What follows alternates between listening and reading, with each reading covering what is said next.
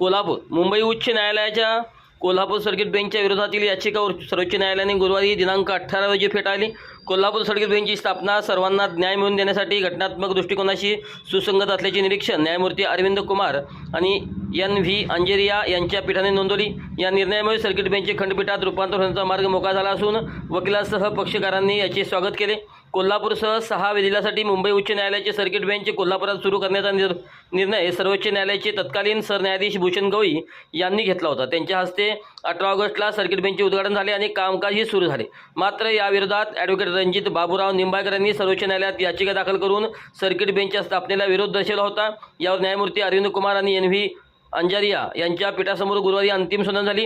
दोन्ही न्यायमूर्तींनी ॲडव्होकेट निंबाळकर यांची याचिका फेटाळून लावत सर्किट बेंचचा निर्णय सर्वसामान्यांच्या हिताचा असल्याचे स्पष्ट केले। राज्य पुनर्रचना कायदा 1956च्या कलम 51(3) नुसार सरन्यायाधीशांना मिळालेल्या अधिकारातून हा निर्णय घेतला आहे।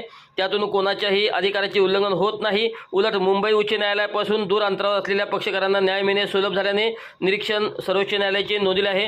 राज्य सरकारच्या वतीने भारताचे सॉलिसिटर जनरल तुषार मेहता आणि ॲडव्होकेट संदीप देशमुख यांनी बाजू मांडली।